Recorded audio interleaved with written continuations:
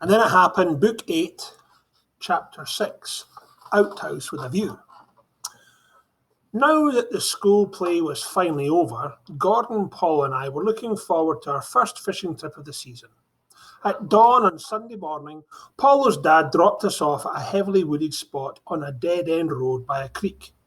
We had never fished this spot before, and we enjoyed a great morning catching fish after fish in the creek. We had wandered quite a way along the creek, and as we rounded a bend, we were surprised to find a large meadow rising up into a high hill.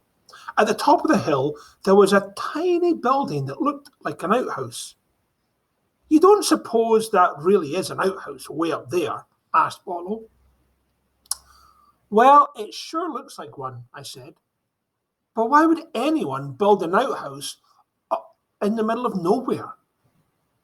"I don't know why," said Gordon, "but I'm glad you did, because I really have to go. You guys coming with me?"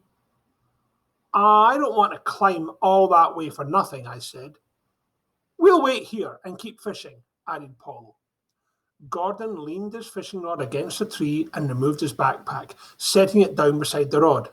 Then he began the 5-minute walk across the meadow and up the hill to the outhouse. Arriving at the top at last, he looked around and discovered that there was a magnificent view in all directions. Gordon decided to leave the outhouse door open so he could enjoy the terrific view. Looking up the hill a few minutes later, I was surprised to see Gordon sitting in the outhouse, his pants and underwear around his ankles.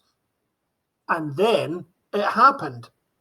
Before I could say, "Hey, Paulo, get a load of Gordon sitting in the outhouse," I noticed some movement just behind the small building.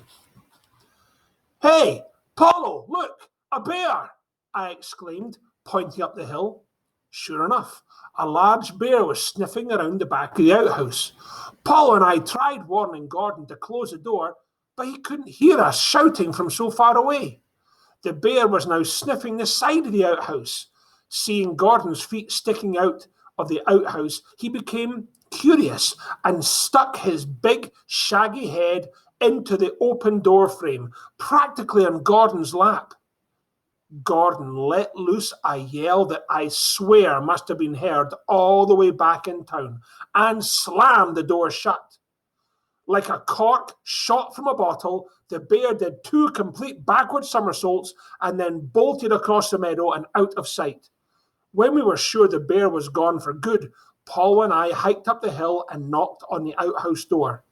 Still shaking, Gordon came out and said, "Did you see the bear?" "Yeah," said Paulo. I bet you were scared." "Well," said Gordon, "let's just say it's a good thing I was sitting where I was at the time." End of the chapter. That was a short one.